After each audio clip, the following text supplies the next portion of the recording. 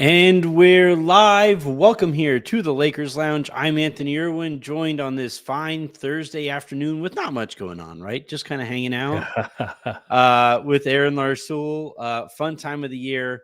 No, it's not. No, it's not. Every other year, it's a fun time of the year. No. It's never a fun time for me. No, I haven't slept in like 3 days. It's never a fun time for me. We are in the middle of the trade deadline, and you wouldn't know it based off of what is going on with the team that you are listening to the show for.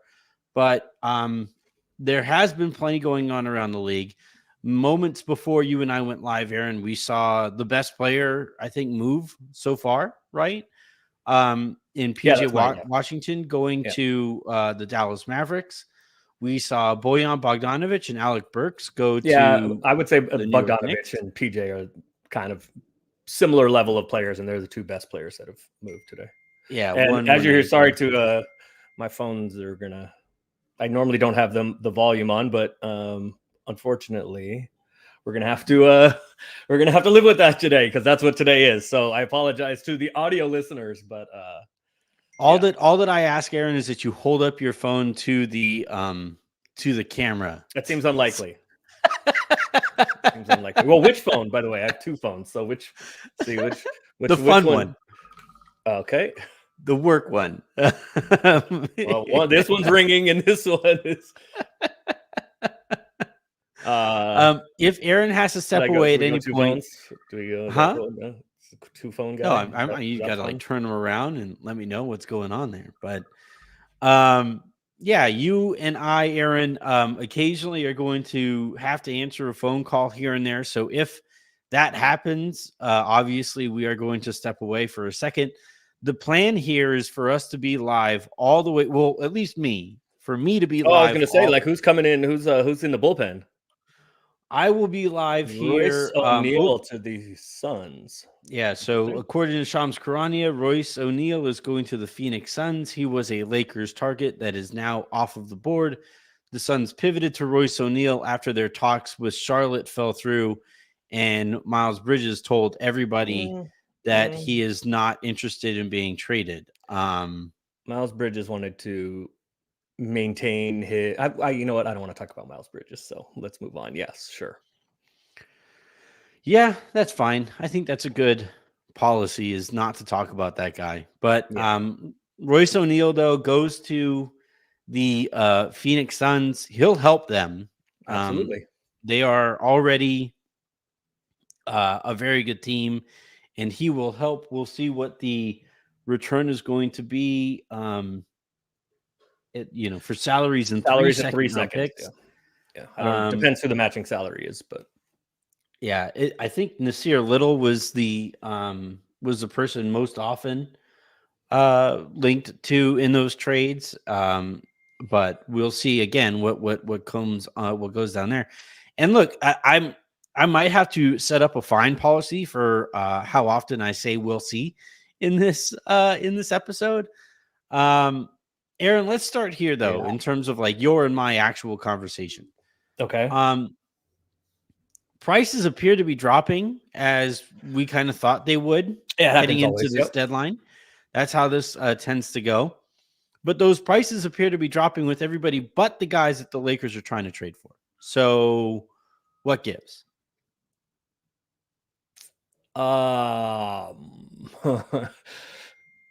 Look, people have their look. I always say this, and this is the line that I think I say that Harrison likes the best is that deadlines create action, create activity, as we're seeing today. But as I've said, I think I said maybe it was on All Access, maybe last week on your show, and you and I in our chat offline, is that it's seeming to me, I thought a lot was going to happen. I don't know if I told you this last night or the day before, but that I thought it was going to be a lot of 7th to 11th or 12th men being moved for a bunch of second round picks. I know Lakers fans are going to say that the Lakers tax is a real thing. Whatever. Yeah, there you go. As you can see on the screen there, for those of you watching live. but I don't think it's a fair read to say that the prices have come down except for everybody that the Lakers want. I think that's an oversimplification. And obviously you were coming at it from a Lakers lens, so I understand. But and there's still we still have an hour and 43 minutes left. So the story is not, let's say the story is not fully written yet. Yeah. And I don't think it's a Lakers specific thing. I do think that prices have come down some, but we also have not seen a lot of first round picks changing hands. And we have not seen a lot of the biggest rumored names out there, whether it relates to the Lakers or anybody else, the best players out there. We've said that Bogey and PJ Washington are the best players traded so far. So it doesn't mean the prices have come down on a lot of guys. I mean, there's the best names, the biggest names are still out there.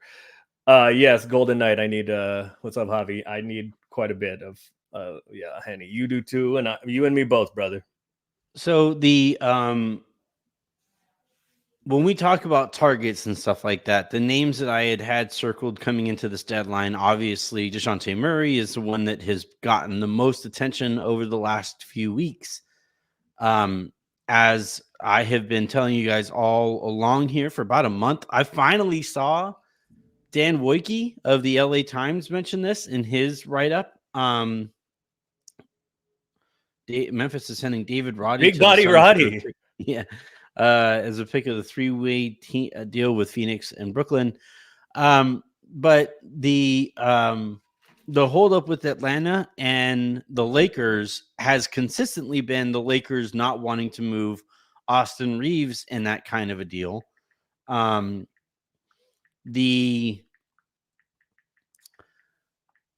I finally saw Dan Wojcicki kind of touch on that in his piece this morning or last night or whatever. Hey, there's Jovan. Jovan saying hi. What up, Jovan? Brother? About the Lakers and Hawks holdups there to this point, and I still see it maintained by some reporting that the holdup is that the Hawks are hoping that the Lakers find a third team for D'Angelo Russell. And maybe, I'm not saying that is definitively untrue. I do think the Hawks would prefer to not have D'Angelo Russell on their Bucks and not have to worry about him either taking or not taking that player option this summer. That has, I've been told by several sources, scared basically everybody away from D'Angelo Russell over the course of this deadline. Those talks there, teams around the league don't like that he would have control over his situation in that way this upcoming summer, and that has made things difficult on the Lakers.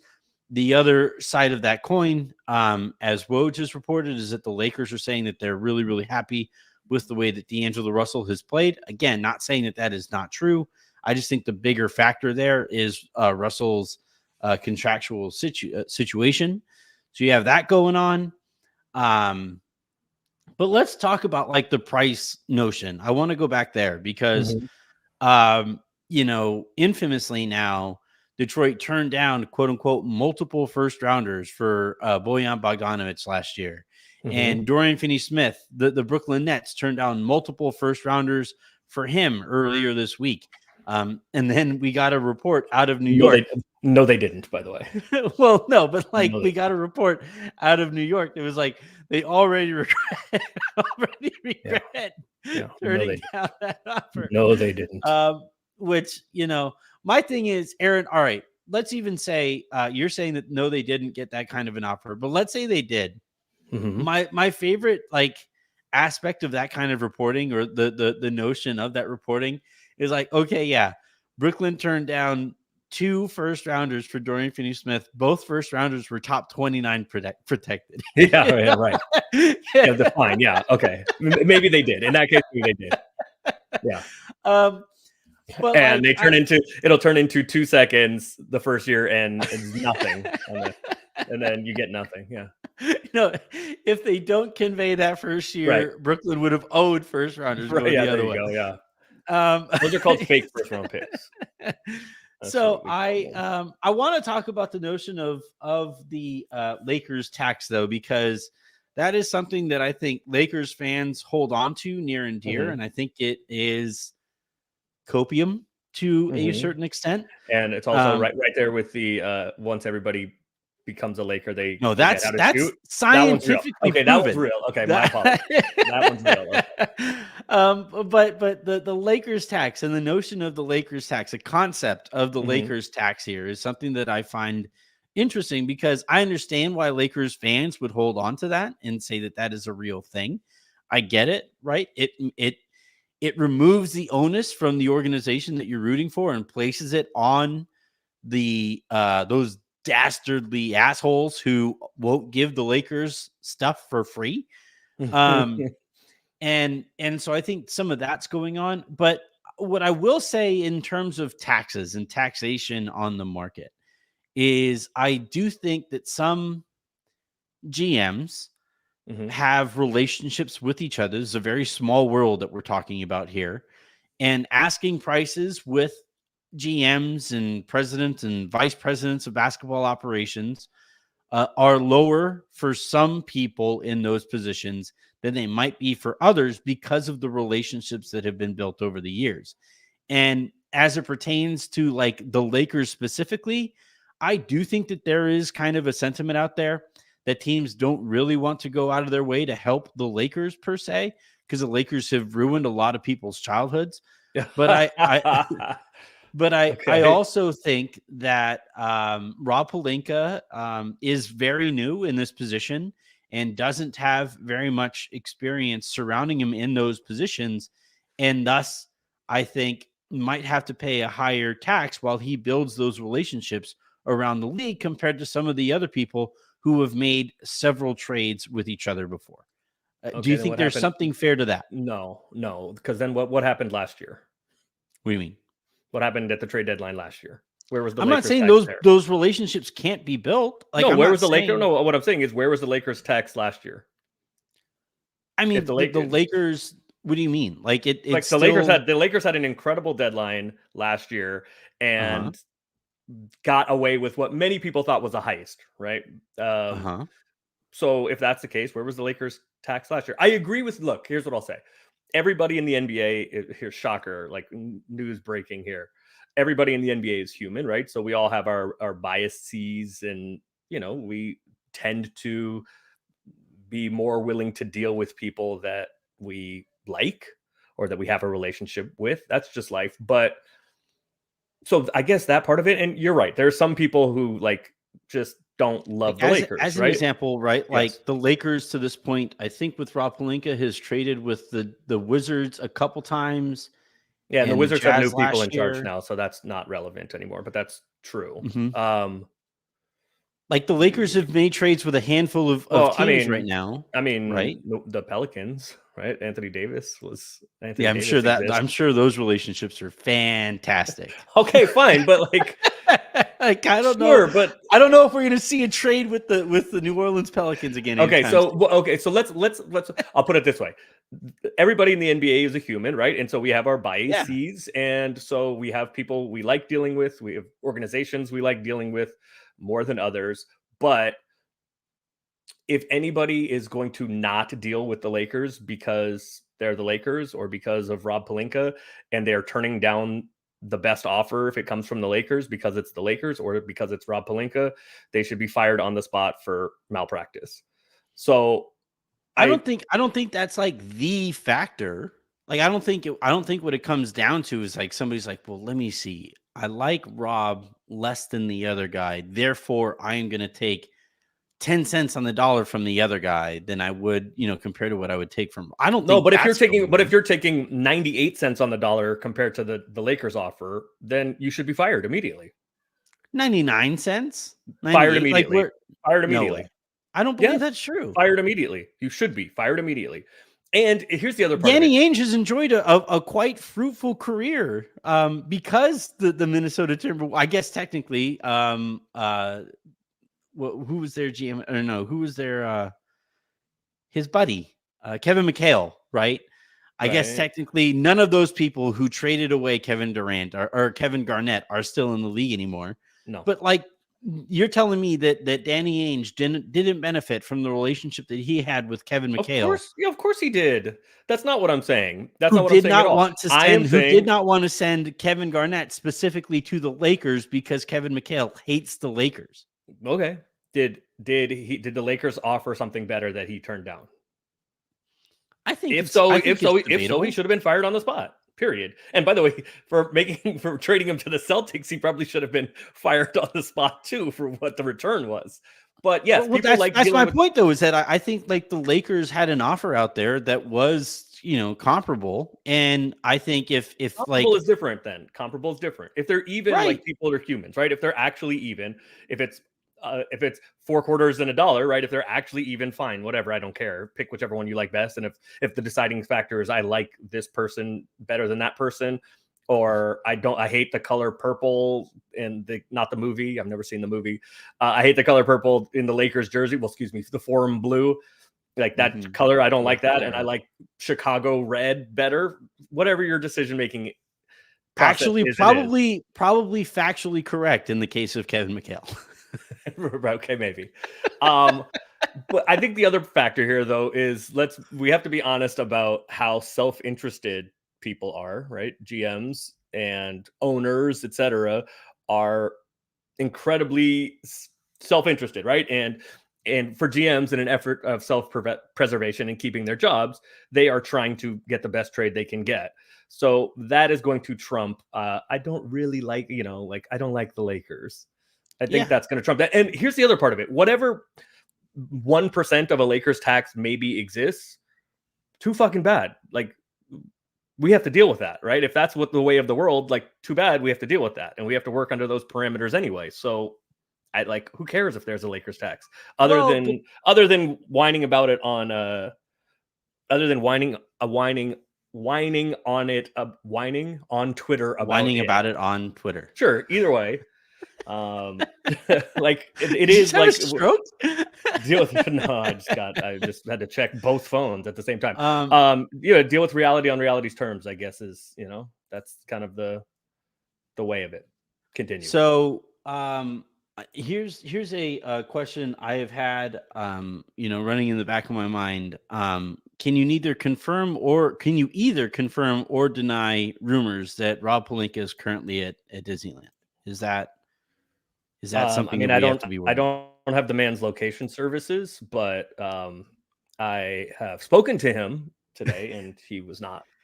Did you hear? He was not. Did you hear? It's a small world in the background. I did not. No. I did not. I gotta be honest. I did not. So I look at this as a bit of a missed opportunity, and look, like, we won't know the extent to which it's a missed opportunity until those opportunities have actually passed, right? We have an hour and a half between now and the actual trade deadline, which again, I'm going to be live for throughout. So please hit that subscribe button, hit the like button on this video, share it with your friends, share it with your family. Open up a different computer and watch it on 2 screens if you want. It can be kind of like a surround sound effect if you want. Okay, I like it. But yeah, I would say under a different account, obviously, because it doesn't really do any good for you to have 2. You need the tracking data. You need the multiple. But yeah, I the way that I kind of look at this, and a consistent refrain that I keep seeing again from people who I think would like to be convinced that the Lakers are #good and therefore they root for a #good team and a good organization and all of those things. It's like, well, the notion of no trade is better than a bad trade or whatever. And I agree with that, but yes, I think it takes for granted a lot, right? And I think a lot of times the bar to which we are willing to consider something a good trade, or like based off of the things that even Rob Pelinka has said in the past, where he doesn't want to move first round picks that don't within that move itself launch the Lakers into title contenderdom or making them favorites or whatever. And I get it. It's the kind of thing that when you say it out loud, sounds great. But I also think, though, that like if that's how you view the world and if that's how you view team building, that it kind of it leaves you open to overlooking the margins. And one of the things, as I've done a lot more reporting and a lot more talking to people, especially from with an outside perspective, um, there is the sentiment around the league that the Lakers do overlook margins pretty often. And like we see all of these moves involving all of the second round draft capital, and the Lakers do have at least one guy on their books who isn't really probably going to do anything for them this year at a rate that should be able to be converted into a usable player in Gabe Vincent. And yet we haven't really seen much in terms of what the return for Gabe Vincent and multiple second rounders would be. Even dating back to last offseason, when I said I thought it made more sense to keep more money on your books and specifically expiring money on your books heading into this season and heading into this next CBA, where we know teams are going to be trying to cut money, especially longer term money. It made sense to keep Mo Bamba and Malik Beasley on your books.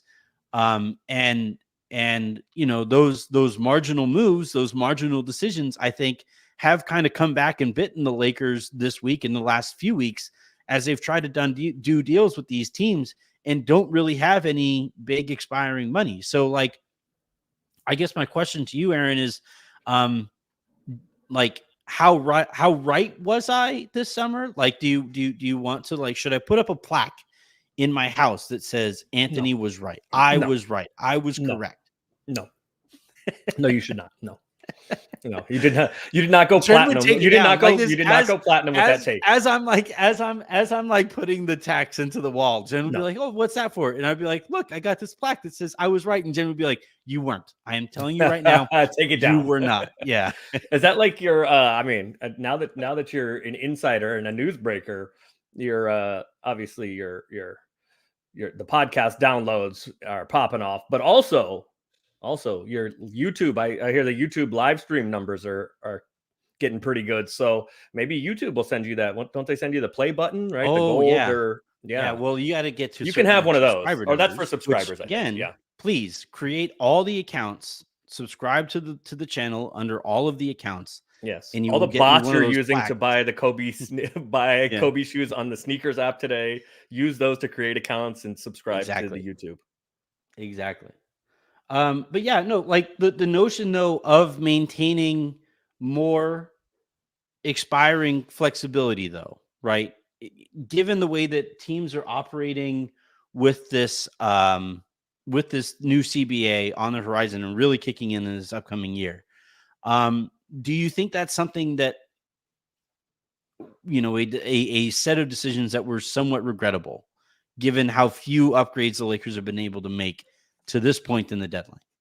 I would say that I thought, and many other people thought, it was the right move at the time, and the Lakers offered Beasley a contract as an expiring, and he chose to go somewhere else. I thought the moves were right at the time. I think Dorian has been fine.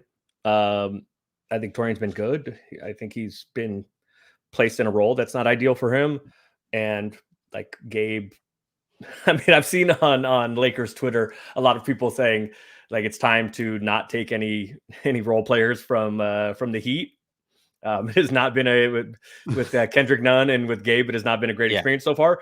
But if Gabe had played like we thought Gabe would play, then I would not say, like, in retrospect, because the Lakers have gotten virtually nothing from Gabe. Like, sure, your point is fine, but like going in at the time, I think all of us thought that those were good signings and good moves. So, like, yeah, in hindsight, because of what's happened with Gabe, then yeah, sure. But at the time, I thought it was fine.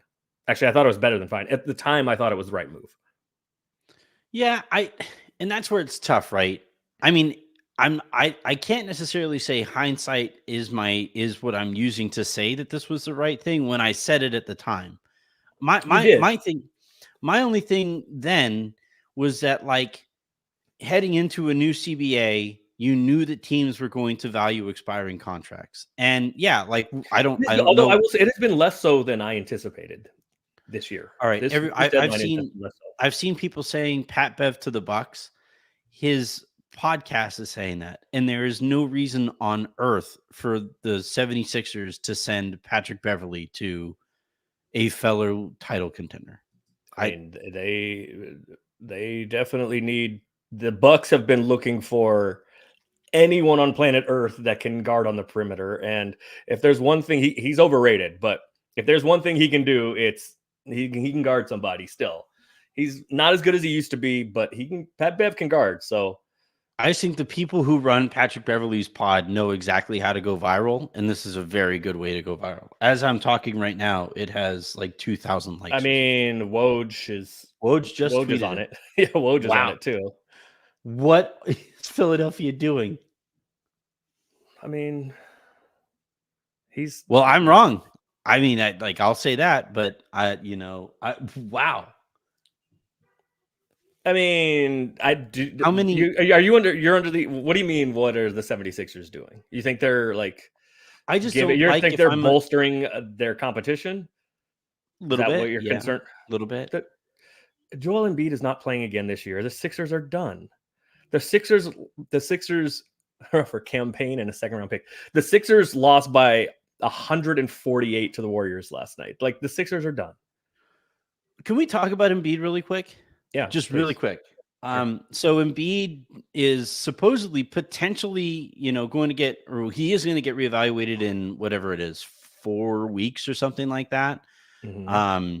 They said that he underwent a procedure, by the way, mm-hmm. Or a surgery, not a planned one like the one that D'Angelo Russell went through, but he went through a surgery to repair this thing or whatever. And now might be on potentially coming back within 4 weeks. I've seen some, like actual doctors talk about this, and there's concern out there that he went through the same procedure that like Brandon Roy went through. All right, so that let me speak on that for a second because I was in Portland when that. All right, so there's two different procedures. There's two different surgeries you can have. Excuse me, based on how the meniscus is torn and where it is torn. Basically, generally like a little flap. It's kind of a crescent moon shaped piece of cartilage, and a little flap tears off. You can snip it off, which is an ectomy, or you can repair it, which is sewing it back together. Long term, sewing it back together is significantly better for you because then the cartilage is still there. Snipping off the piece that is torn lets you come back a lot quicker, but it takes away your cartilage. So depending on how it's torn, where it's torn, you can do that. The Sixers didn't even say it was torn. It was torn. They said it was said there was a flap. They said there was a flap, something's flapping in there that it just which happens. I've had, and that's a full on tear, which I've had. He's had a meniscectomy before on the same knee. If you have it just snipped off, you can come back more quickly. If it's 4 to 6 months if you have it repaired. But long term, it's generally better for you because it is still there. Brandon Roy in 2010. Yeah, Brandon Roy, it was in 2010. I think it was like the third to last game of the regular season against the Lakers. B-Roy tore his meniscus, and he opted to have it snipped off and played 8 days later in the playoffs. And it basically ended his career. He never really did anything ever again. So I think this is kind of interesting from the Sixers. I think this is my suspicion. They are saying that there's a possibility he could come back. They have not said if he's had the meniscectomy or repair. They are hinting like he's going to be reevaluated, like he could come back. I believe that that's to get them through the trade deadline, because if everybody knows that he's done for the year, that's going to have an effect on their ability to make trades. So Daryl Morey wants it out there that there's a possibility he could return. My suspicion is shortly we're going to find out that he's out for the year. So I don't think they're picking up a free second round pick for Pat Bev. Campaign is just as good as Pat Bev. They do different things, but like as a player, Campaign is just as good as Pat Bev. And they're getting a free second round pick, sending him to their competition that isn't really their competition because Embiid's not playing again this year. I think Pat Bev is more of a playoff type player than Campaign. Campaign had a good playoffs for the Suns a couple years ago. He did, but like he does, I don't know. I just think I thought Pat really fit well with like the culture of Philadelphia and that like the like the actual city and like how Philadelphia fans kind of operate. That I thought like he was a good fit there. And I don't necessarily feel the same way about Cam. I will say this about Campaign. Cam at one point in his career was the worst professional basketball player I felt like I had ever seen. So the fact that he's like still in the NBA doing stuff is honestly a bit of an upset. John writes in, seeing all these trades go down on Real GM for great role players while the Lakers stay pat is brutal. We have an hour and 17 minutes from now to the end of the trade deadline. Chris Haynes reports that the Brooklyn Nets are waiving Harry Giles III. Source tells NBA on TNT and Bleacher Report. Did you see Joe Harris got waived by the Detroit Pistons? And I have not seen a very many downward trajectories as we have seen for Joe Harris at the latter stage of his career. Yeah, guy went from like one of the best shooters in the league, period, to somebody who like it was still one of the best shooters in the league, but like just couldn't hit shots in the playoffs. Yeah, no, I give out the Pistons. On your show. I give out the Joe Harris award for the best shooter who cannot make a shot in the playoffs. Yeah, and then now, and the problem is that's the only thing he does. So like he's unplayable in the playoffs because that's the only thing he gets cooked. He gives up more than he gets.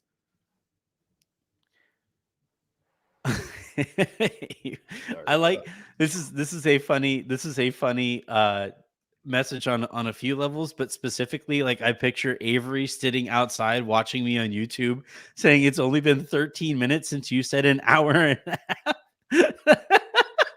Like Avery's like waiting out there like, come out and play, Dad, come on. But anyway, great.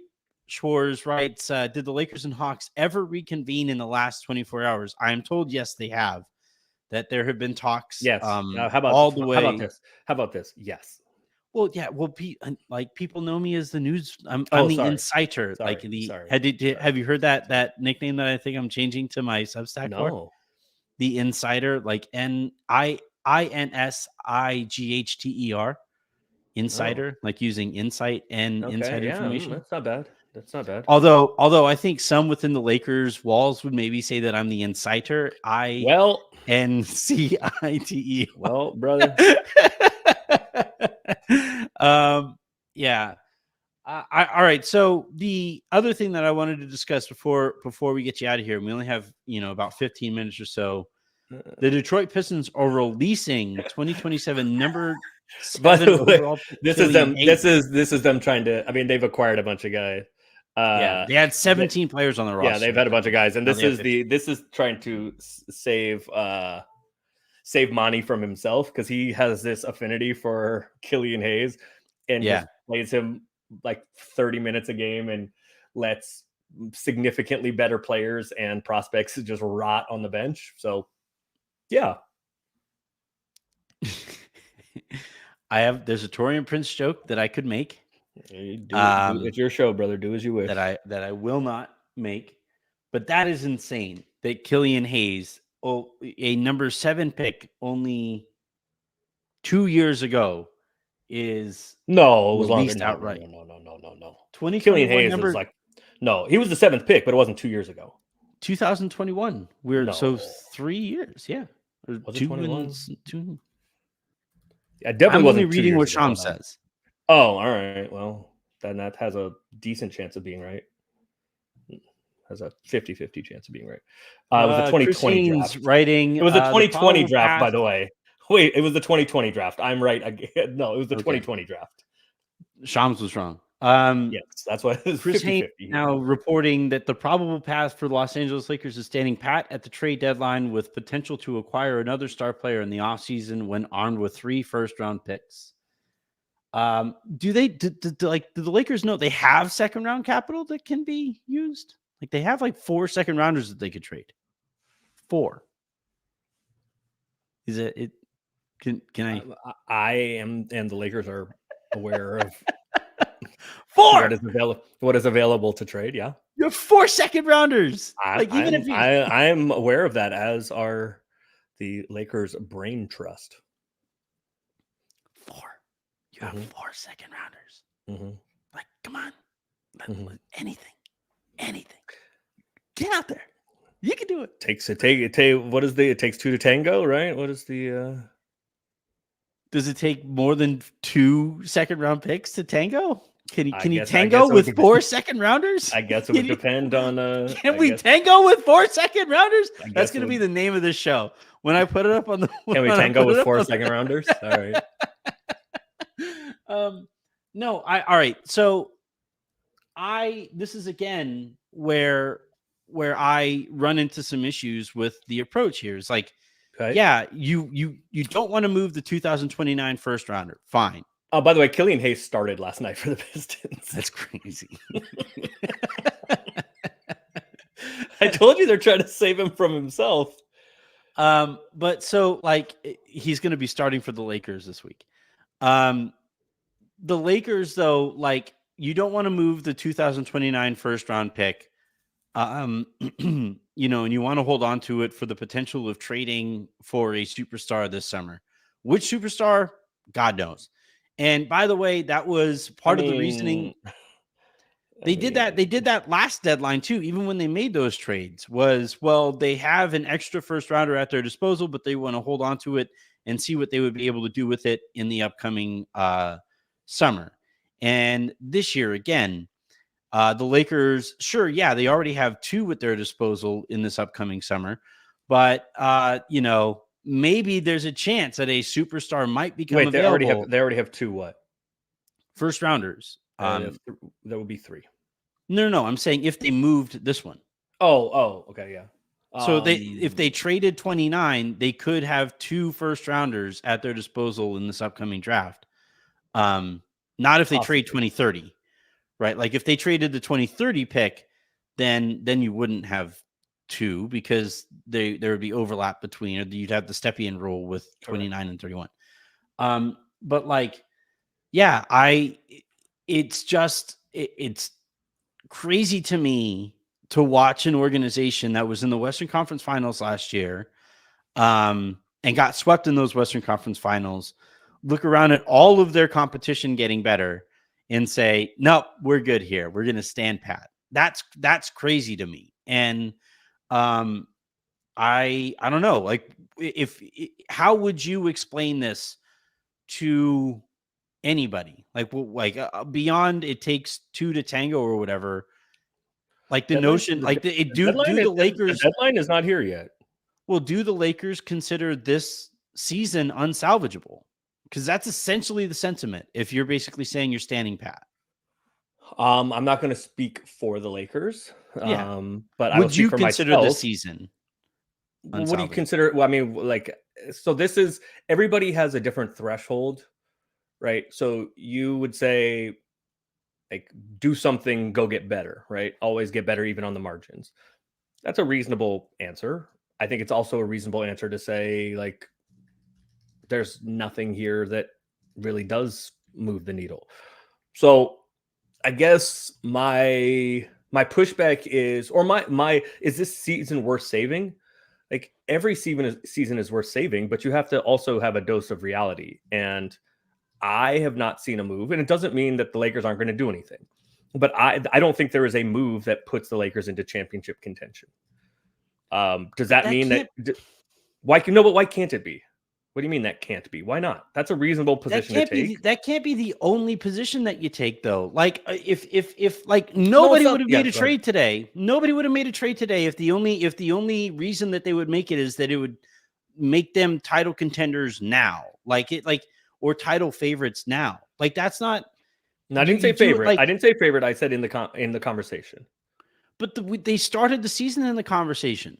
This Mhm. isn't a bad roster. And we have seen from these 4 months that this is a 500 team. So, all right.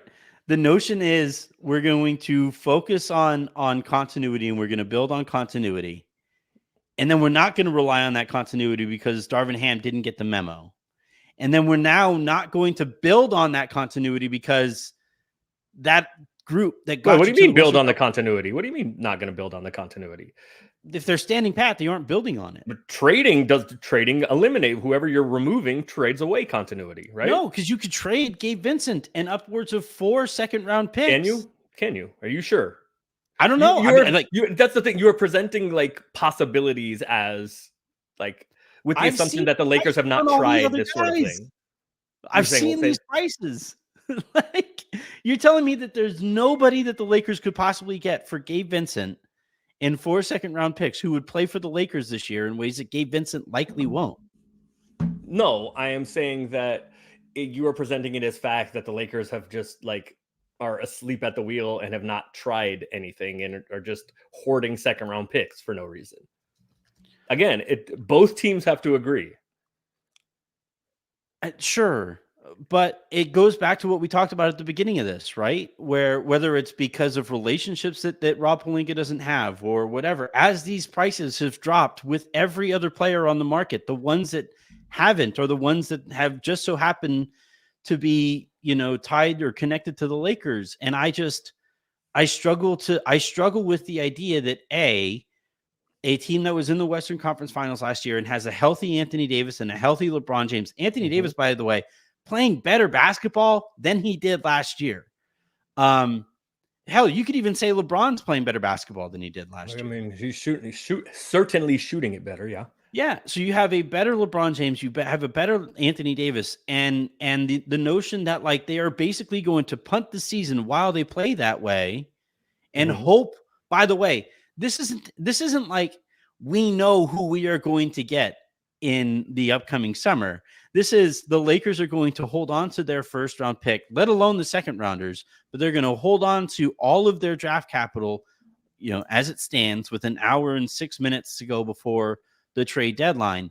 They're going to hold on to all of that draft capital for the mere chance at a superstar. And by the way, if that superstar becomes available, there are going to be other teams that are going to be bidding on that superstar that have more than 3 first-round picks at their disposal.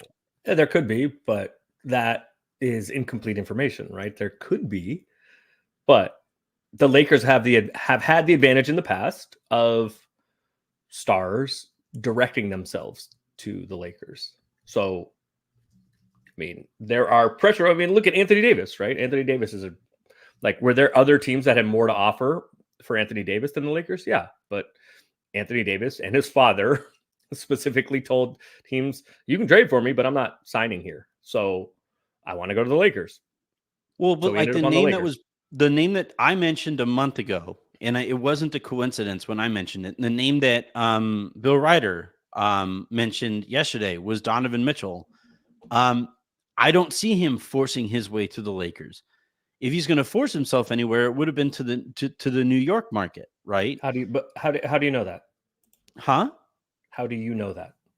Just intel on the situation that is out there throughout league circles is how I'll frame it. That like he has had his eye on the New York market since before he got traded to the Cavs. And by the way, the Cavs are also pretty damn good.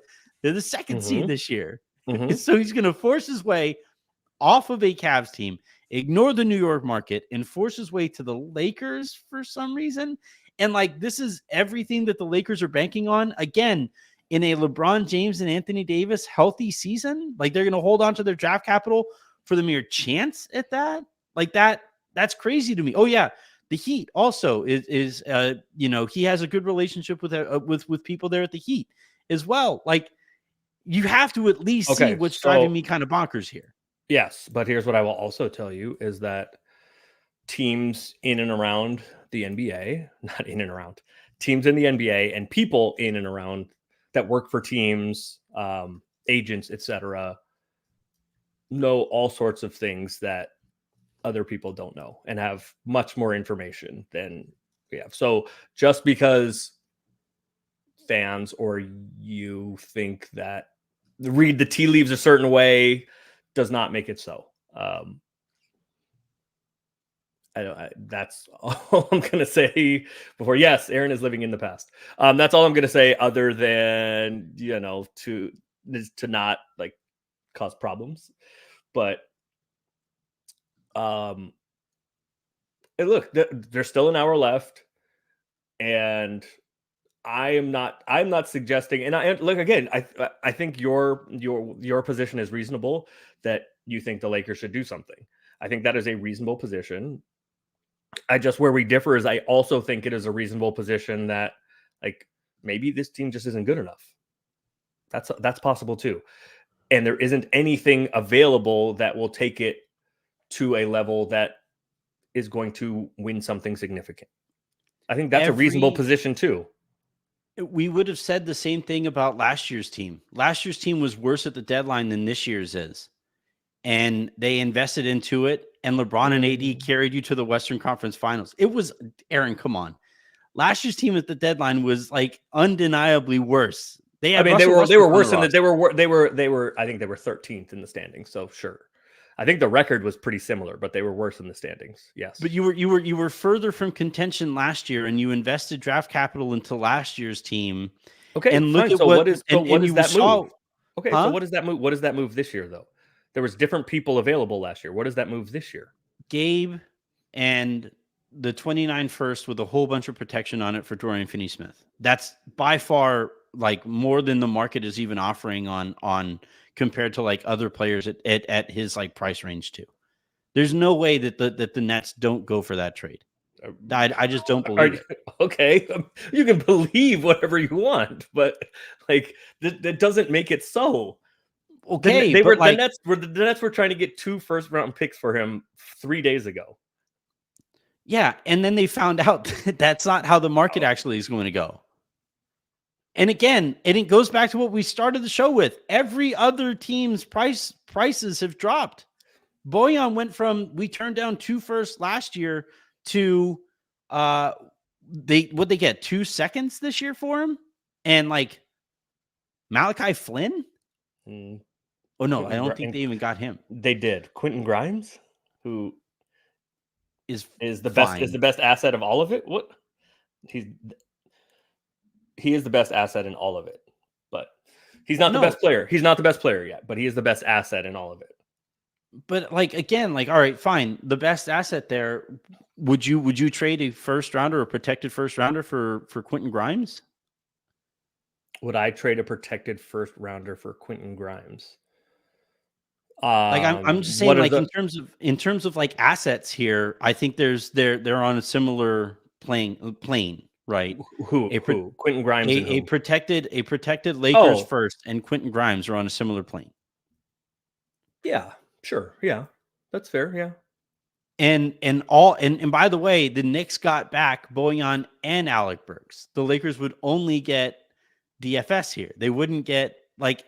And again, like, all right, you're saying that the Lakers would probably consider that an overpay and fine or whatever. But like the notion that they are somehow now going to sit this one out while LeBron and AD are playing the way that they are, like I'm sorry, like not just as a Lakers fan, but like as a basketball fan, that kind of offends me. That like it's like these guys are holding up their end of the bargain. LeBron James is somehow holding off Father Time in ways that we have literally never seen any other athlete do. And it's like, well, can you do it again next year? But it's like, what? That's crazy to me. It's crazy. And also, by the way, if they don't do that, then what? Like if they don't turn the 29 pick and the other 2 first rounders that they have potentially at their disposal into that, then what? Because essentially that's what they did this last summer too. And we keep on kicking the can. And like at some point we got to just like address reality. And this is what I wrote in November 2022 was that like kind of sort of, if you just look at their actions, what the Lakers have essentially told us is that they don't actually believe in LeBron James and Anthony Davis. Like they can spin it all they want, but their actions to this point have indicated that they don't actually believe in those guys because they keep on looking for excuses not to give them the optimized roster that they possibly could using every bit of draft capital that they have at their disposal. So like if you know, you could try to spin it how you want, but like what's the alternate reality to that? There is no spinning. It is you and I disagree on what Everything. Is available in the Anthony's going to tell me the sky is red today. No, I think your perspective on it that the Lakers should do something around the margins to help out now. I think it's a reasonable position. I also think it's reasonable to say there's nothing out there that really is that interesting. And maybe a better path forward is seeing what you can do with more ammunition in the offseason. I think those are both reasonable positions to take. I don't think one is like, oh, you're an idiot, and the other side, oh, you're an idiot. I think those are both reasonable positions. We can disagree about what's the best path is, but I think they're both reasonable. I wouldn't call anybody idiots. I you know, I wouldn't go that far.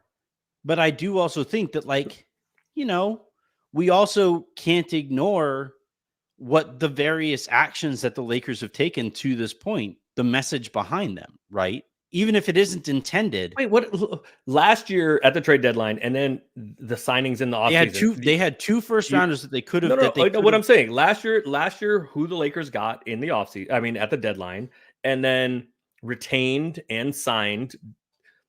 Everybody thought that the Lakers were going to be among Western contenders. You and I said it's Denver, and then like I had the Lakers, Suns, and Warriors in a tier. I think you had the Lakers a tier above the Suns and Warriors, maybe. But like we all thought that the Lakers had a great trade deadline and then offseason and gave them a chance, right? This is about giving LeBron and AD a chance. We all thought that's what they did.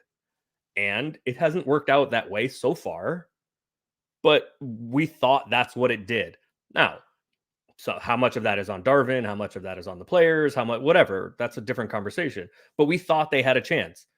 They have been 500 so far. So just that doesn't mean there is necessarily some other move out there that is going to take it back to being in that conversation again. That move may not exist. And there isn't much you can do about it. And even if it does, it requires another team to say, okay, we want to do this also.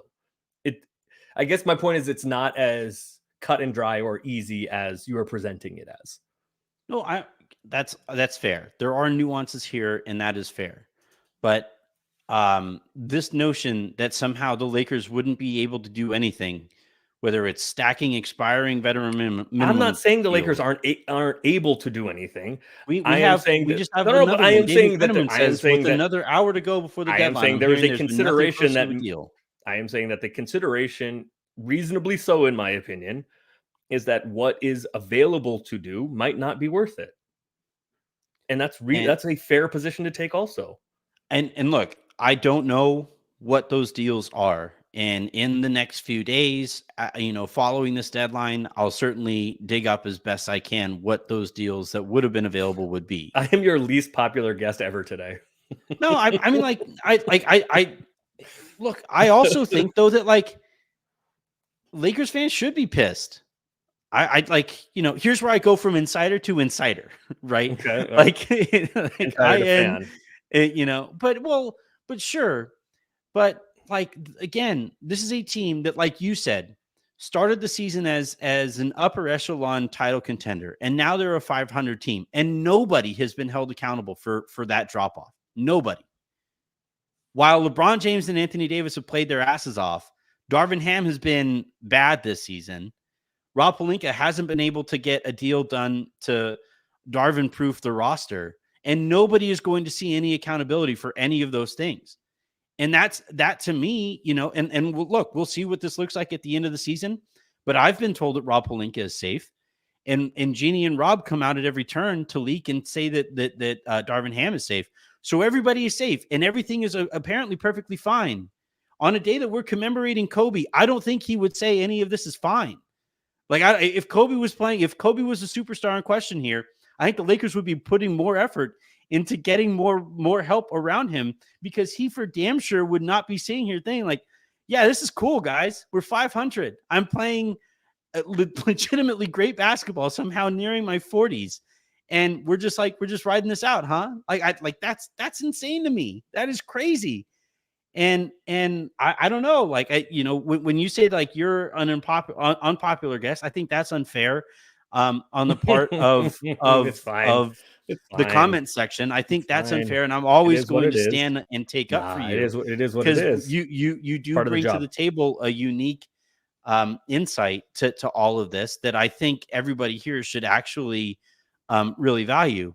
But I also think, though, that like fans who were sitting here saying like, wait, so the Suns got better, we got swept by the Nuggets, and they're potentially better because of some of the stuff that like Peyton Watson is doing.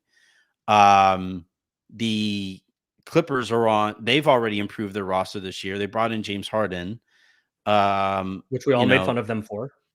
We did, but it's worked out. Yes. Right. The Warriors and the Kings, I guess, haven't done anything. So I guess we have that in our back pockets. So thank God for those idiots. But like Dallas has had a good Dallas is now better, and OKC is better. They have Gordon Hayward, right? And like, if I'm a Lakers fan, I'm like, wait, we started here, and now we're here at the 10 spot, and now there's a possibility that Utah got worse, which I think is going to help, right? They traded away Fontecchio, and they traded away Olynyk. Those guys have actually been good for them this year. And Agbaji, although he had kind of fallen out of the rotation a little bit. He's a prospect, but yes. Like, I think that they're probably going to drop off. Houston, lateral move, right? I think they got better for next year. I think Adams will help them next year. But beyond that, like a lot of the teams that are ahead of the Lakers in the standings just got better. And the Lakers, who like were leapfrogged in terms of the title picture this season, they aren't actually going to hold anybody accountable for being leapfrogged. And that, to me, like, whether it's as an insider or an outsider or a fan or whatever, that lack of accountability is what would drive me kind of insane. But you do have to take off. You have a ton of other stuff on your plate. I do greatly appreciate, I really honestly do. I greatly appreciate the fact that you can hop on here and let me yell at you for a bit, and you won't hold it that much against me. I'm sure that we'll talk later, and you're going to be like, what the but it's all good. But all good. I appreciate it, bud. Best of luck with the other stuff that you have on your plate. And please just remind them, you have 4 second rounders. Like, all right, we got 50 minutes left. I'll remind everybody. 50 minutes to go. I'll remind Have a good one, bud. Later. All right, I am going to be here with you guys through to the end of the deadline. We do have now 2 reports, one from Chris Haynes, one from Dave McMenamin, that the Lakers are apparently standing pat. Detroit has waived Daniel House Jr. I think that's somebody who I think would help the Lakers. We'll see how much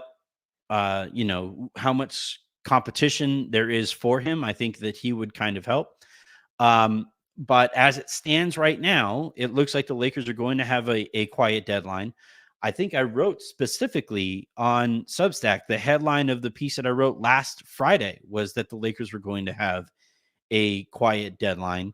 And I want to be clear about something really quick here, because this is where I find it, my spot in this is kind of unique in that I do still have fandom. I do still get emotional about this team that, is a team of my childhood. They are the team that I can relate with my dad about better than anything else basically in life, because we are on opposite ends of the spectrum on basically everything. So like this is where it's kind of unique. And I understand why there are people on Twitter and stuff who are like, wait, how are you all of a sudden like a newsbreaker now? Aren't you just a fan? And again, I honestly don't even take necessarily offense to that, because it's new to me too. But what I would say is that, like, while I have been reporting about this Lakers deadline, I've been hoping that I would get new information that would indicate that they would go in a different direction. And the notion that, and again, this is where the fandom part really creeps in. You heard it creep in a second ago when I got a little riled up, where I'm sitting here saying this is a team that was just in the Western Conference finals, and the a group that was supposed to build on that run and build through continuity and hasn't been able to do that. And this is going to be a thoroughly disappointing season, it looks like, if they aren't able to add to this roster, and nobody is going to be held accountable for any of it. And that's the part that the Laker fan, find really difficult to comprehend. Hell, I don't even have to be a Laker fan to feel that way. There are people in the NBA who are like, who like work in the NBA, who are sitting there like, man, this is kind of crazy that they have gone through all of this stuff, and nobody is going to face any consequences for it. And I want to be clear on this. I don't remember saying anything about Pete and Darius this morning. That's I love those guys. But anyway, I do think though that with this quiet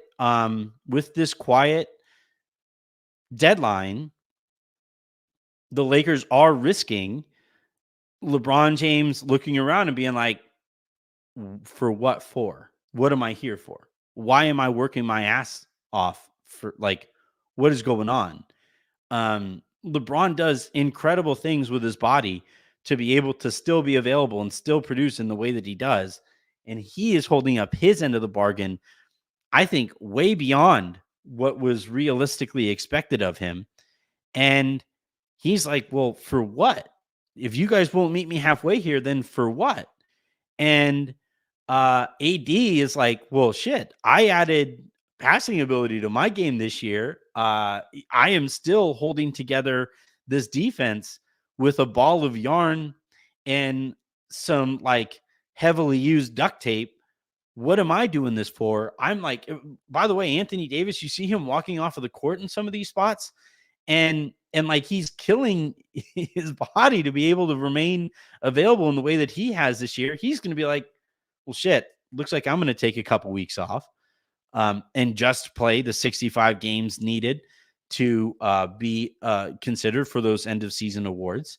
And like, I wouldn't even blame them. I don't think that's how they're wired. They're competitors. They're going to keep trying, I think, till the wheels fall off. But I wish that the front office felt the same way. And, it's insane to me that a team that, was considered a championship contender at the beginning of the year has now was essentially a Gabe Vincent and Jared Vanderbilt injury away from saying the whole thing was for naught. I can't, that isn't registering, I guess, in my head. All right, let's open this up to some questions here. Let's open this up to, here we go. Cyclone 1055. Shouldn't we at minimum get under so they are under the cap, obviously, but should they get under the luxury tax? I do think that if you are going to not necessarily contend this year, because I don't think this team as built right now is a contender, given the other moves that the other teams have made. And Rob Pelinka is going to go out there and he's going to say, in whatever availability that we'll see from, we probably won't hear from him from a long time. That's not really how he operates, but he's going to try to say that like Gabe Vincent coming back is like an addition at the deadline, and Cam coming back will be kind of like an addition at the deadline. And we'll see what happens with Jared Vanderbilt, though I'm still told that he is not going to be available this season. So they're going to hold this up and they're going to spin it that way. But if you aren't actually contending, then it probably makes sense to reset your repeater tax counter and have one fewer impediment this upcoming offseason, especially, by the way, if the Lakers are going to go out and try to find a star, then you really can't be you can't be hard capped. You can't, be tax concerned if you have a third star on your books. And I think for that reason also it makes some sense to get under the tax. But again, we are, as I am talking right now, there are 43 minutes left in between now and the deadline, and we will see what kind of comes up and or wasn't maybe doesn't come up. But you kind of heard Aaron say this, and essentially, the sentiment that I got from him, and I'm not going to talk for him, is that the Lakers did not see moves over the last few weeks or so that they felt moved the needle in a way that they were willing to invest more draft capital into this season. And I just I struggle to come to that same conclusion. Alexis is asking, how much over the luxury tax are they? They are like 1.297 million over. So if they just take back a deal that that allows them to save at least 1.3 million, they would get under the luxury tax and reset that. The thing is, so I in talking to some people, I think Jerry Buss was a lot better at this than any of his kids have been. That's how this usually goes. But he also quietly, especially later in later stages when everybody started paying free agents a whole bunch of money, Jerry Buss was also kind of quietly, would kind of limit spending, right? I think Brian Windhorst told the story that the Lakers traded, I think he said it was either Chris Kaman or Chris Mim. And he said that he asked wait, why would they trade that guy? And they were like, well, that's an extra little bit of money at the tables for Jerry Buss, was another league source's response, is how he tells it. And that is the case, that all of the Buss family's earnings come from the Lakers. And I think that has obviously clearly limited what they've been able to do. Brian Fritz is asking, super commenter and Lakers Lounge VIP is asking, if the Lakers don't make any moves today, what do you expect LeBron to say after tonight's game? How aggressive will he be in what he says and even in his actions during the game tonight?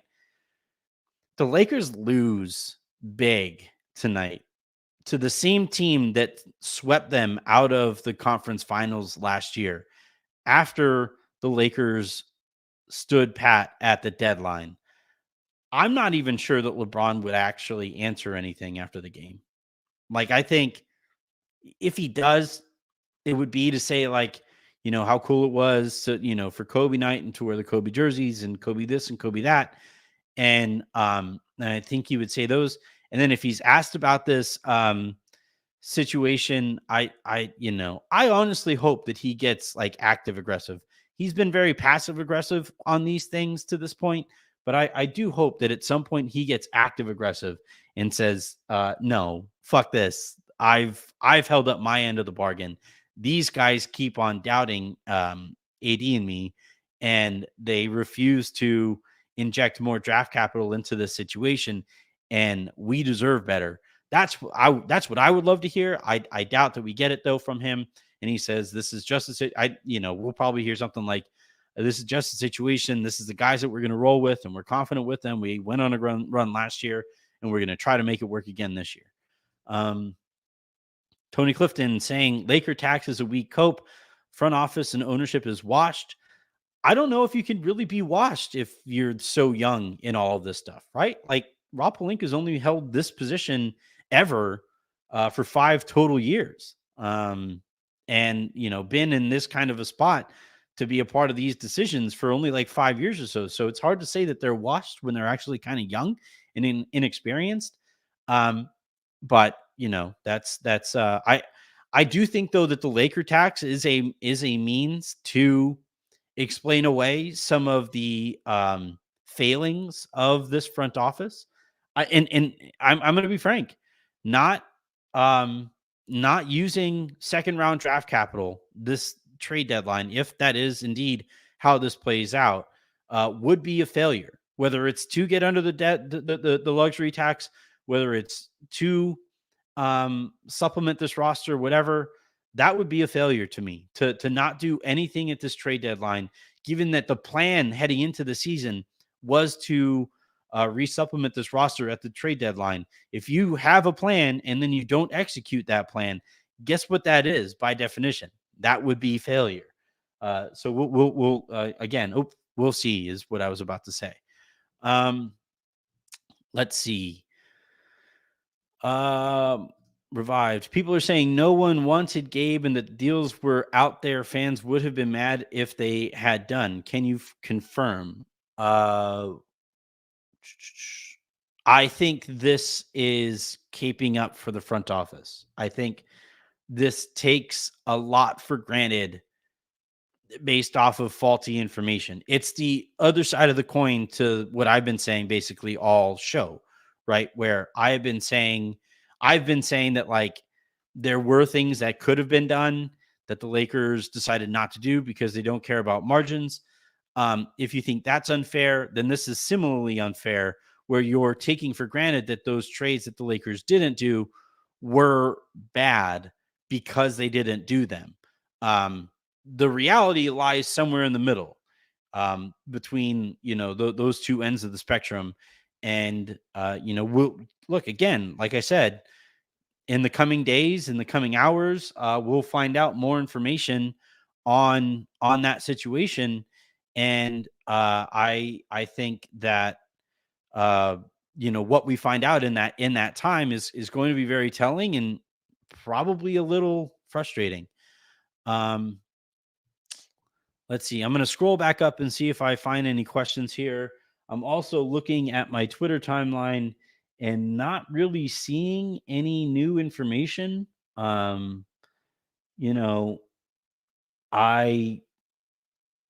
don't know. I don't want to take shots at other people covering the team. And especially people who have been doing this, I think, very well. That I don't think would serve anybody. But yeah, I think anybody who was just willing to say, well, they didn't do anything, therefore the things that were on the table that they didn't execute were definitely bad, I think that offers them a benefit of the doubt that I personally would not be willing to. But yeah, we'll kind of see what comes up. Wade is asking, would you be surprised if LeBron walked now? Surprised? Yeah. Or this summer. I know what you meant, Wade. I would still be surprised. People throughout the league would still be surprised, but I would also say that it's what the Lakers deserve. Not hiring Ty Lue, not going out and getting Kyrie on both of the opportunities the Lakers had to go out and do that. They did trade for Russell Westbrook, but then when that didn't work out, Rob Pelinka and the Lakers threw LeBron and AD under the bus for that not working out. I don't think they particularly enjoyed that. The Lakers, not doing anything this last summer, and basically using draft capital on a prospect pick who isn't going to help LeBron while he's a Laker, pissed him off, I would imagine. Not firing Darvin Ham this year, I would imagine, has pissed him off because I don't think he likes Darvin Ham very much. And by the way, there is stuff on the line given the way that the Lakers operate with LeBron, right? Like if LeBron leaves the Lakers, whether it's via retirement or free agency or asking for a trade, whatever, how he feels about that experience is going to make its way around the league and makes it that much more difficult potentially if he has negative things to say about the Lakers. It's going to make it that much more difficult to acquire your next star. Let's see. Let's keep on going out here. Desmond Smith, why do people still believe players want to play for the Lakers? They had multiple chances to get players and failed. Those same players were from LA. I'm guessing this is about Paul George and Kawhi Leonard. Yeah, I mean, like the Lakers have a track record of acquiring high-level talent in LeBron James and Shaq once upon a time, but they also have a track record of not going out and getting that talent, right? LeBron previously, earlier in his career, Carmelo Anthony earlier in his career, Paul George, Kawhi Leonard, also to name a couple. So, yeah, the notion that like superstar X is going to come available this summer and that the Lakers, just because they have those 3 first-round picks, would jump to the front of the line for that player, not just in terms of who that player wants to play for, but also in terms of what that player's team it would actually be looking for there. I think that is kind of short-sighted and like the idea that like, yeah, I grant that trading the 29 first that they have at their disposal this year comes with opportunity cost. But I would also say that not trading it and holding on to it comes with its own opportunity cost. And there's a lot of risk that if the Lakers don't get anybody in this upcoming summer, then they've punted this season for that opportunity. So, yeah, I'll guess we'll just continue to wait this thing out. We sit here with 32 minutes to go before the trade deadline. I'll probably hang out a little bit after the deadline because that's when some of these moves will start to trickle in. But normally we see like a whole bunch of moves like really come one after another this time of year, and it's really slowed down. It's been it's been a while since either Shams or Woj has tweeted anything about or Haynes or Fisher for that matter or Stein has tweeted anything about anybody's inclinations. So I do think things have kind of slowed down here. Daniel Rodriguez, if LeBron leaves salty, all those clutch players will stay clear of the Lakers. You know who's also clutch on the Lakers, importantly, is Anthony Davis. So again, worth noting that like you can't just ride this out with LeBron and have him leave frustrated because you wrote it out and maintained your draft capital in preparation for when he leaves, and then expect him to say all kinds of nice things about you. I don't think LeBron is going to sign an NDA there. Let's see. I'm looking at other. Oh, I guess I could check the Apple while we're all here. And thank you to everybody for tuning in and being here for as long as you have. We are an hour and 18 minutes into this thing with almost 400 people watching. So shouts to everybody watching, given the number of other options that you have to be able to watch. Let's go ahead and take a look at some of these reviews and answer some of these questions. I'm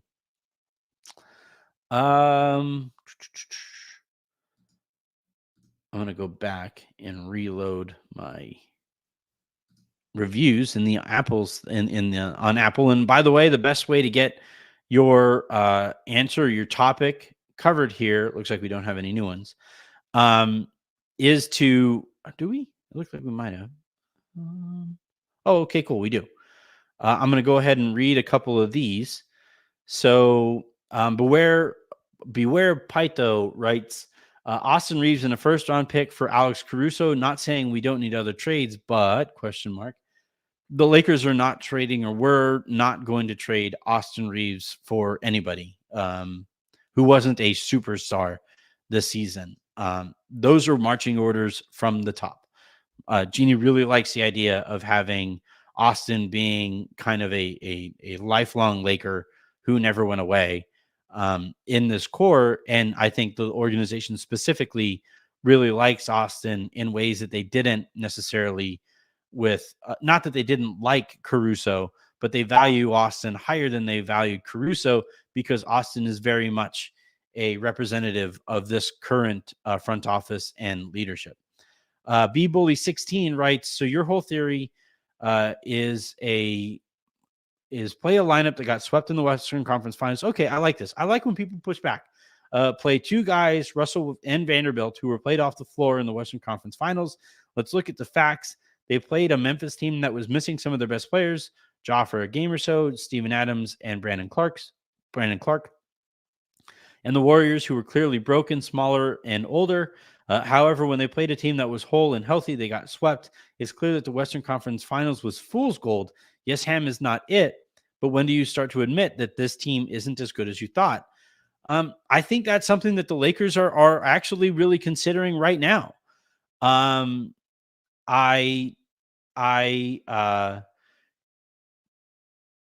I think there are people in the organization who maybe think that last year's run was fool's gold and have been reluctant to buy back into this team as a result of some of those concerns. And I think Darvin Ham has been reluctant to play, or had been reluctant to play, that starting group from last year because of those concerns, because they got swept with those guys on the floor. My only thing is, this is a roster that you have and you play your most talented players, period. And you try to, again, and the whole notion going into this season was that the Lakers were going to build on that continuity. So you have all of those guys back and you're hoping that with more reps, with more opportunity, that those guys in this core can actually improve. And that is one of the ways that you improve over the course of the season, on top of potential deadline acquisitions and on top of potential buyout acquisitions. That's the optimal way that this season would have gone. Unfortunately, basically every decision that they made in this last offseason has backfired.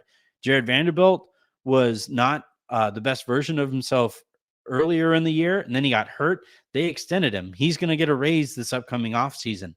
Austin Reeves took a step back and wasn't ready for the additional time on the ball.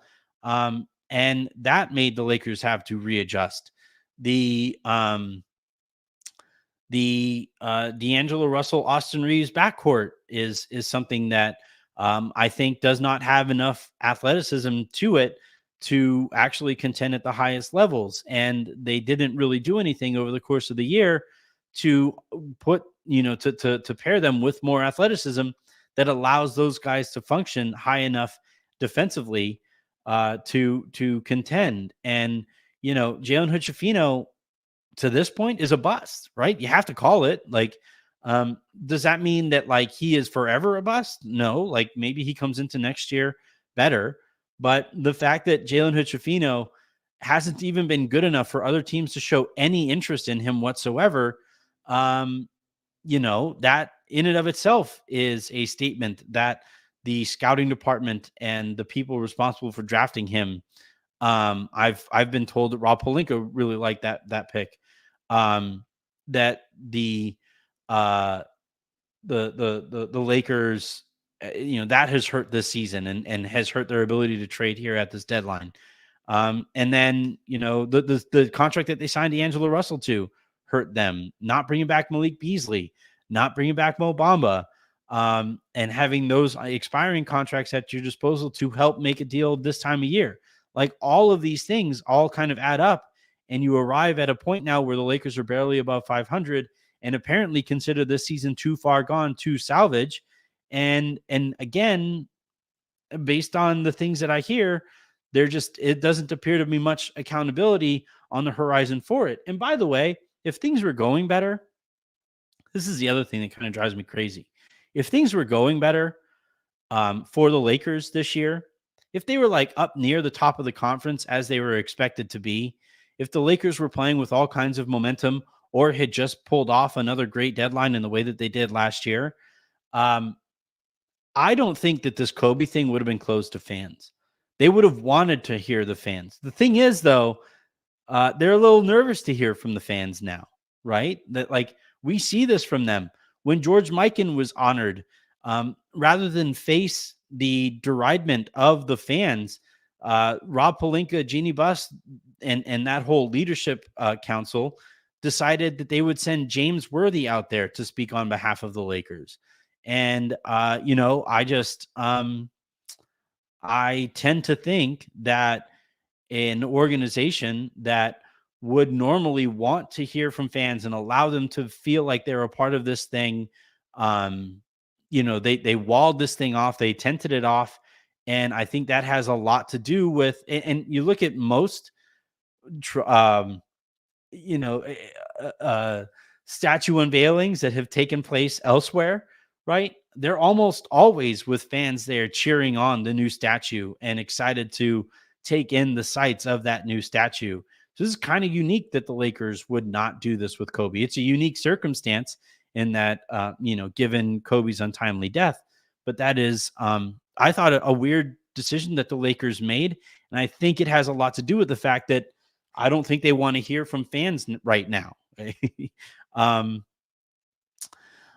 could also be this, that LAFD told them to keep it closed for safety reasons, that it might have gotten too crowded on that street, but we've seen that street closed off before for other events that, I think normally downtown LA and that part of downtown LA specifically understands how to deal with those kinds of situations. So I don't necessarily buy that as an explanation. The Lakers take for granted they always have the excuse of wait until the offseason and just assume LeBron will be back and playing at a high level or an elite level. Sooner or later, age will catch up with him. Yeah. And maybe that's part of the math. Honestly, that's something worth considering, right? Is that like the Lakers are concerned that, if they keep putting more and more and more into this LeBron James era, that eventually he'll break down and then they won't have those assets when it comes time to build beyond the LeBron James experience. But I just think if you're that pot concerned, then you shouldn't be playing that. You shouldn't be playing in that poker tournament. We are now 20 minutes away, 21 minutes away, is 1:39 my time. The deadline is at 3 p.m. Eastern. Harrison, I guess, just tweeted out that Woj is saying on ESPN that the Hawks and Raptors are still discussing Dejounte Murray and Bruce Brown deals, respectively. So I guess there's technically still some hope here, but I had heard a whole bunch of noise coming into this week, and certainly in the run-up to today, that the Lakers were prepared for a quiet deadline. And I haven't been given any information to come off of that stance to this point. Yeah, right. Like JD says, during the offseason, they'll say, well, just wait until the trade deadline. And that's literally what they did, right? This last offseason, they were like, well, we'll be able to turn Beasley and Bamba and the pick that would eventually become Jalen Hood-Schifino into a player. And then they were like, well, we'll just take a pick with Jalen Hood-Schifino and maybe we'll be able to turn Schifino into something on draft night. And then they were like, well, no, that didn't happen. Well, we'll sign D'Lo to a tradable deal, and certainly we'll trade D'Lo at the trade deadline and upgrade our roster that way. And then that isn't going to happen. So now they're like, well, no, we really, really, really like D'Angelo Russell. And yet, like, nowhere have we seen any reports that the Lakers are looking forward to paying D'Lo if he opts out on a longer term deal. Like, normally when these teams hold on to these players, there's at least the sense to leak that they are looking forward to, like in Washington's case, the reports are that they look forward to re-signing Tyus Jones in this upcoming offseason. We haven't gotten any of those reports with D'Angelo Russell. None, right? It's just that the Lakers haven't wanted to expend the extra draft capital to move him and bring in the improvement to the roster. So, yeah, Winston is asking any chance of a DeMar DeRozan buyout. I'm not seeing that. He's played too well for Chicago, and I don't even think he's on an expiring. I'll look that up really quickly while I filibuster. Go to Chicago, the Bulls. Yep. And oh no, he is expiring. So he technically could be bought out, but he would probably have to like ask specifically for it, which would be a miracle. It would be a miracle that would save this deadline there for the Lakers. Even if I don't necessarily love the fit, getting him for nothing would be great. But as it stands right now, I don't necessarily see that happening. The Bulls, I don't, if they could save an extra buck or two, maybe, because those owners are very cheap, but they are convinced that they'll be able to go on a run the second half of the season. And, without Lonzo, without Levine, I just don't see it. So, but no, I don't necessarily think that DeRozan will get bought out. Let's see. Best case scenario. Vando and Gabe Vincent come back healthy and live up to their roles. All the Lakers would need is a front court enforcer type player. We haven't seen Andre Drummond get moved, and he could potentially get bought out. Let's see. He might also have a year extra on his deal, though. Andre Drummond, no, he is also expiring. So Andre could potentially get bought out, and he is somebody I believe the Lakers would be willing to bring in and bolster that front court with. I'm surprised, frankly, that we haven't seen Jackson Hayes paired with some, conditional draft capital to get under the tax. Basically, if you move him essentially by himself, that gets you under the tax. And yeah, he's been playing better lately, and apparently that really, really matters to the Lakers. But let's see, Jackson Hayes. Yeah, he's making $2.1 million. So if you trade him and you take back basically no money somehow, you could get under the luxury tax. But we haven't seen anything on that front. And I'm 15 minutes now basically from the deadline.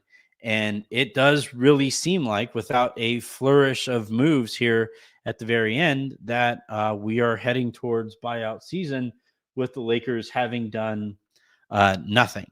And you've heard me talk now for an hour and a half. I've been on here, and I've made it pretty clear how I feel about that prospect.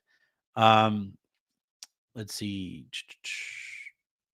Why would the Bulls waive Drummond if they are trying to make the postseason? So essentially, buyout season, I think, until mid-March or something like that. You have until then to waive a player and have that player be eligible for the postseason.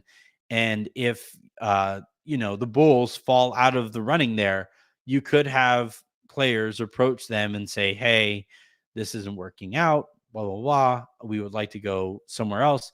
The only thing is, like with DeMar DeRozan, oftentimes players won't do that because they won't want to risk being seen as minimum players moving forward, or really affect their. Okay, there's a trade. Finally, we got Adrian Wojnarowski saying that the Spurs are trading Doug McDermott to the Pacers.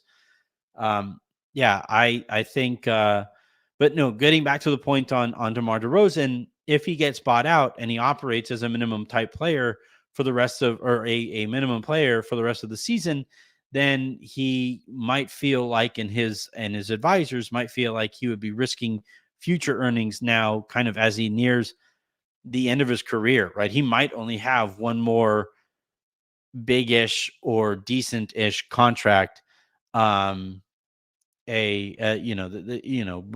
in his career. Apparently the Spurs are only sending or the Pacers will send a future second round pick for Doug McDermott. That is, again, second round draft capital that the Lakers have plenty of, that we are not we are not watching the Lakers utilize to the best of their abilities. Nick Dasilski writes, following you since your wife was pregnant with Avery. Wow, that's crazy. Remember you and Harrison making jokes about a place called Applebee's. Regards from Spain. I love a place called Applebee's. I'm like, who doesn't know Applebee's? But if you're from Spain, you're lucky enough to not know what Applebee's is. Applebee's, the place where you want to go if you just like, want to sit at a bar and think about the choices in your life that you made that let you to an Applebee's drinking one of their Dollaritas. Yeah, we are still sitting here with 13 minutes to go left in this deadline, and the Lakers sitting out this deadline completely is baffling. Absolutely baffling. I cannot stress, even as I was reporting that I thought it would be a quiet deadline, not doing anything potentially with 13 minutes to go would be absolutely insane, like nuts. All right, now the Woj is saying the Atlanta Hawks are keeping guard Dejounte Murray, no trade for him. All right, there goes that. That has been the case now for a couple weeks now, that it was not looking likely. Essentially, the Hawks were trying to get anybody to like. So we had the Pelicans rumor from earlier today, and I had heard last night from somebody close to the situation that the Pelicans thing was like Landry Fields, like just driving around calling anybody, please say that you're interested in this guy. We need better offers, and not being able to get better offers. So they are keeping Dejounte Murray. We will see what they will be able to get for him if they do, in fact, trade him in this upcoming offseason. No, I don't think he'll get bought out with that giant contract on the books for him.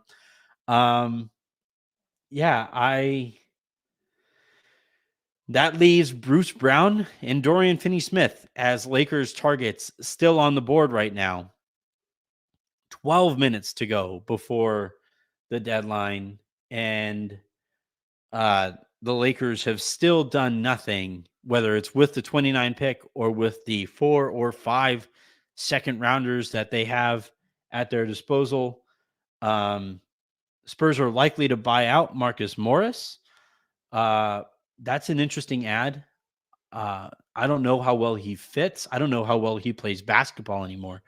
But if the Lakers are able to kind of clear a couple roster spots, I wouldn't mind bringing in Marcus Morris and having him as kind of like some muscle.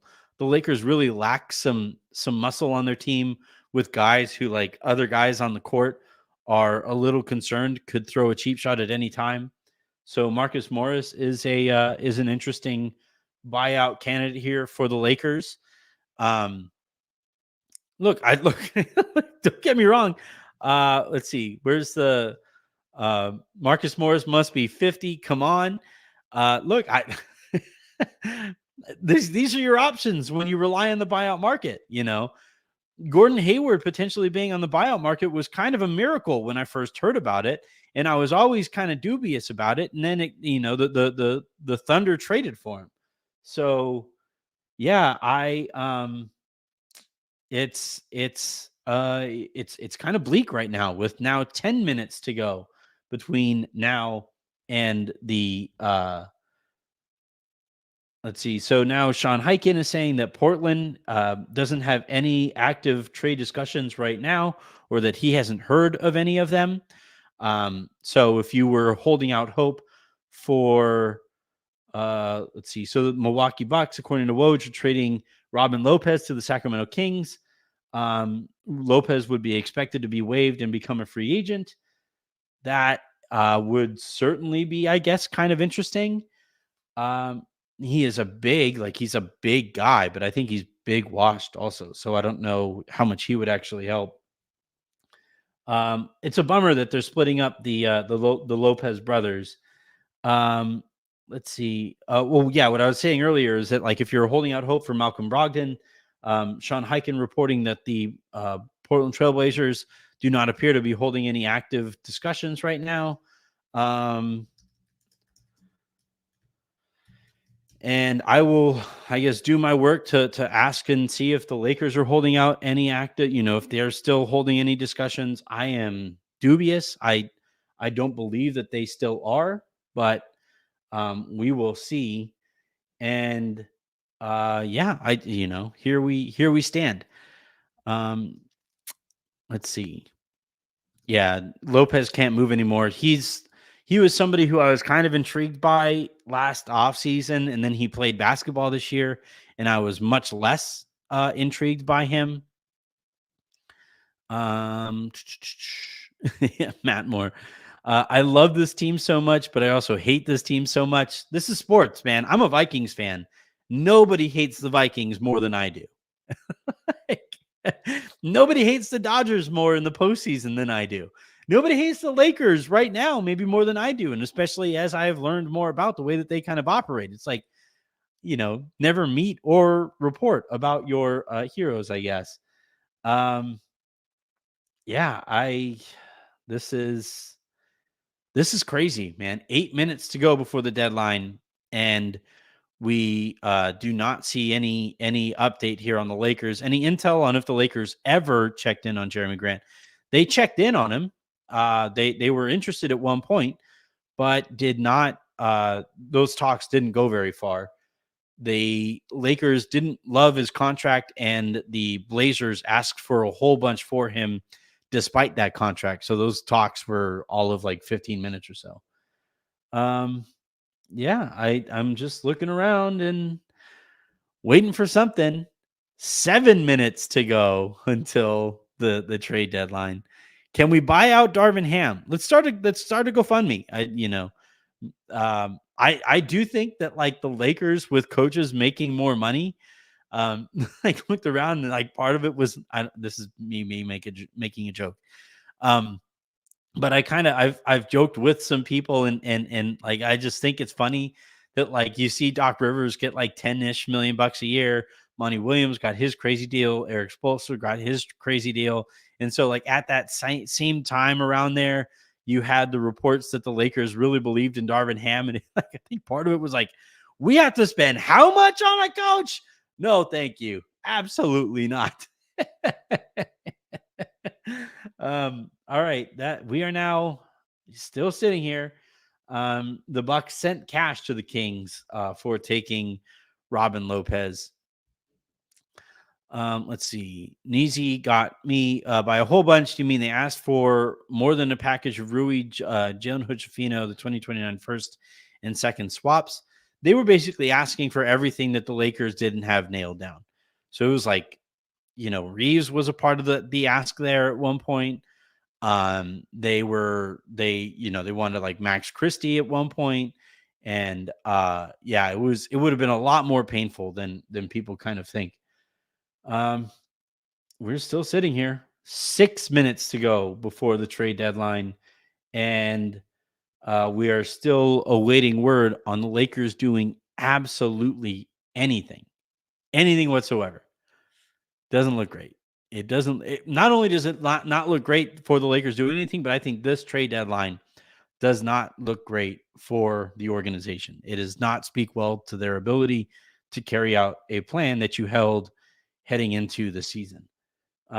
We have also not gotten a LeBron James subtweet. So small victories, I guess, right? Congrats on everybody. If there is a trade last minute, how long can discussions go before they are null and void? So essentially, the league grants you a bit of a grace period to be able to, so if you start those conversations early enough and you are far along enough in those trade discussions, you'll be able to still hold them. But like, it's kind of arbitrary to a certain extent. And, normally also it doesn't look like, wow, to avoid an upcoming $1.5 million contract bonus for games played, the Toronto Raptors are planning to waive Spencer Dinwiddie, major new entry into the NBA's buyout market, who will be coveted by several playoff teams. That's big news. That is very, very, very big news. The Lakers wanted him and called about him, especially if they weren't able to find a buyer or if they found a buyer for D'Angelo Russell. Spencer Dinwiddie being available just for nothing right now would be monstrous. That is big news. Yeah, the Lakers absolutely are going to go for him. The Lakers have more money potentially to offer that would hilariously come very close to actually matching that $1.5 million trade player bonus that that the Raptors didn't want to pay him. So yeah, that is crazy. That I do think he makes sense for the Lakers because I'm confused. I'm not all that convinced that Gabe Vincent will be available this season, but there's going to be a lot of competition there. And look, if you're Dinwiddie, you basically want to go somewhere where you would get the most reps. And I don't necessarily know that that's the Lakers, even if the Lakers, I think as it stands right now, can technically offer him the most money compared to like other contenders. So that is certainly one to keep an eye on. That is crazy. And especially, because like other teams that are above the second apron, 2 minutes to go, by the way, before the trade deadline, and still nothing on the Lakers front. If they aren't close on a deal right now, then it doesn't appear that they're going to be able to do anything. The Lakers do have about $5 million in terms of a gap between where they stand right now and the hard cap. So that would be something that the Lakers would use. They could also waive a player to make room for multiple buyout guys and would have room on prorated amounts to be able to bring in multiple buyout guys and stay under that hard cap. It looks like the Lakers won't be able to get under the luxury tax, which obviously kind of affects what it would cost to put together a team next year. But it also means that they didn't use draft capital to get under the luxury tax. So, to glass half full, glass half empty kind of way to look at that. We are now 1 minute away from the NBA trade deadline. And it does not look as if the Lakers are going to do anything this deadline, anything whatsoever. That is absolutely nuts that the Lakers would do nothing whatsoever at the trade deadline. The Toronto Raptors are keeping Bruce Brown, according to Adrian Wojnarowski. Those talks have apparently all cut off. So that's the only other target that the Lakers have here that we haven't heard is being taken off of the market is Dorian Finney-Smith. Where last I checked, the Lakers were having conversations with them, but they weren't going particularly well. That is absolutely nuts to see Dinwiddie available. That's a big deal. Funny tweet from Matthew Peralta of Lakers Nation saying that the Darvin would play Finney, would play Dinwiddie, and there is the deadline. It is now 2:00. It is 3:00 Pacific time, or it is 3 p.m. Eastern time, and the trade deadline has now come and passed.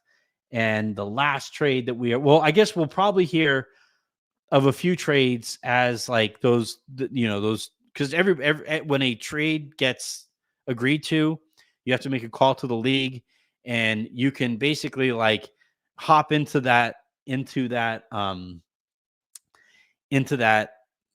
queue, so long as there is a queue. And so we might see a couple more kind of straggler trades here get announced as we are now like a minute past the trade deadline. But yeah, the Lakers did not do anything, it appears. Not a thing. There might be some additions that the Lakers can make on the buyout market. But I got to tell you, even as somebody who reported that this was going to be a quiet deadline, even as somebody who reported, I thought pretty well on this whole ordeal, this surprises even me that they would not be able to get anything whatsoever done. And I think it goes back to not having any expiring money on their books. I think it goes back to Jalen Hood-Schifino being very disappointing to this point.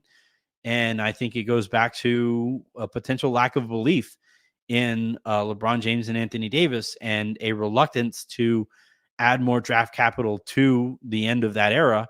And that's where we find ourselves. But yeah, that is I'm in kind of shock. I'm not gonna lie that the Lakers weren't able to do anything. You're getting Adrian Wojnarowski saying that the $23 million team option on Brown's 2025 contract gives the Raptors a lot of options. Yeah, this is disappointing. So what's going to happen here is I'm going to go ahead and sign off. It doesn't look like the Lakers did not get anything done. So the Lakers have a game tonight that I will be on All Access Lakers for. We will go live after the game to discuss the game and everything else around the Lakers after the game.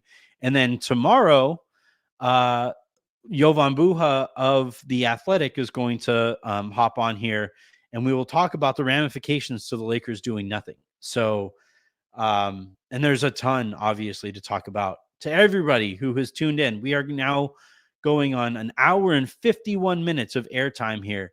Thank you a ton for being on with us and sticking with us throughout this whole thing. Please hit that subscribe button.